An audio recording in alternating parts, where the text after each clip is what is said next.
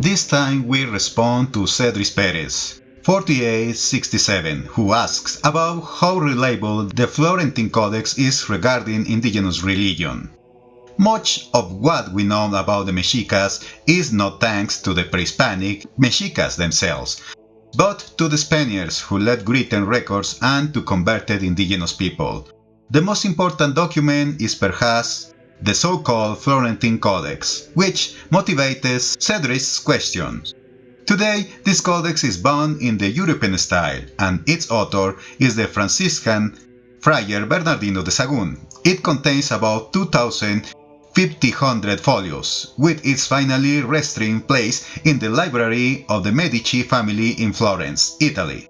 Previously called the Laurentian Codex, it was not referred to as the Florentine Codex until the 20th century.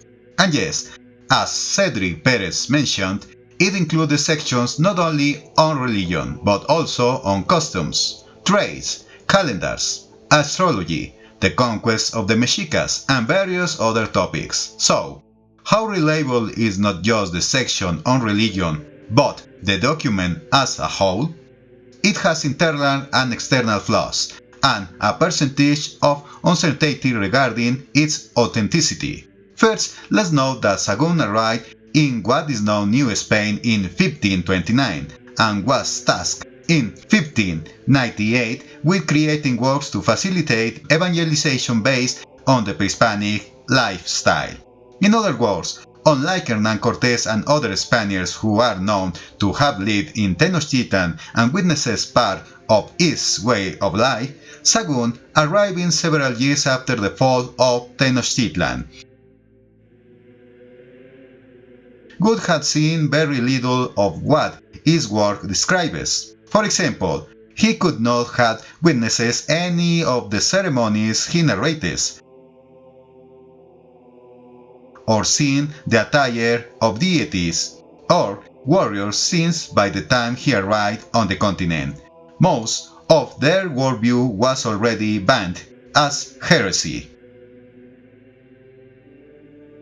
Another aspect that shows the separation of lifestyle in the current organization of the document, which consists of 12 books bound in 3 volumes. The themes in each volume are divided according to European classification criteria, and not according to the Mexica pre-Hispanic worldview. Now, Sahagún did not work alone.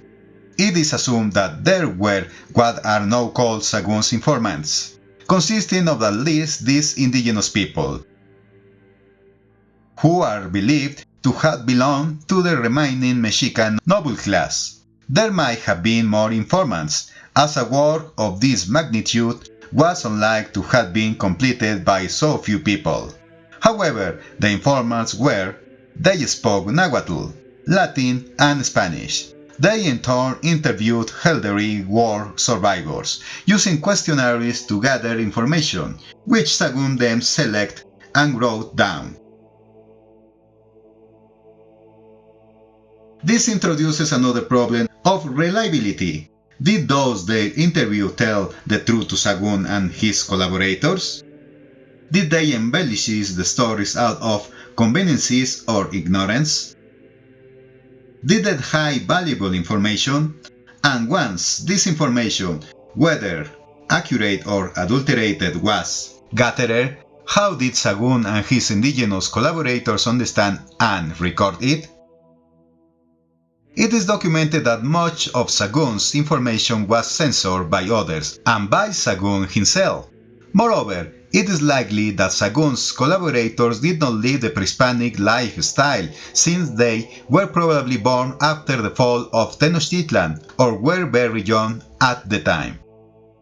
Another issue with the reliability of Sahagún's work is that it was attacked and criticized on several occasions by members of his church.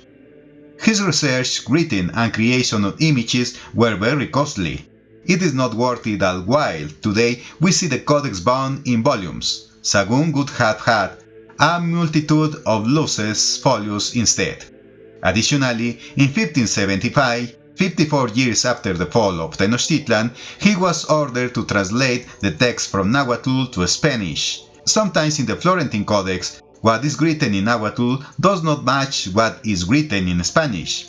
Despite these issues, and despite adding the Spanish text, he completed it in 1577, in Tlatelolco. Once the work was finished, it was taken from him and sent to Spain, where it is believed that King Ferdinand II gave it to Francesco I de' Medici. During the decades he researched, some of its information was lost, and Sahagún tried to reconstruct it himself. The Florentine Codex in Italy is also a copy, so there is no certainty that what is there is an accurate copy of Sahagún's work. Now, a large percentage of what is in the Codex must have been based on the pre-Hispanic worldview because, in all honesty, neither Sahagún nor other Europeans through whom the world passed would have had such a vast imagination to invent everything that is there. But even in the final version that reached us was an accurate representation of Sahagún's work. It still shows a lack of understanding of many aspects of this new world. Throughout his work, and in all Spanish documents, references are made to the devil's work of these groups. Some images in the document in Florence seem to have been inspired by Christian paintings, like this.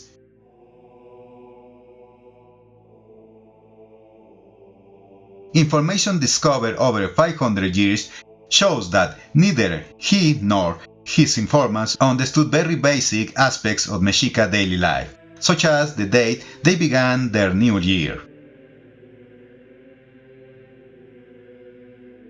Sahagún states that the Mexicas began their year on February 2nd, but today that day is in doubt, and it is believed he may have obtained that information from his time in Michoacán, where the Purépechas celebrated their new year on that date, not the Mexicas.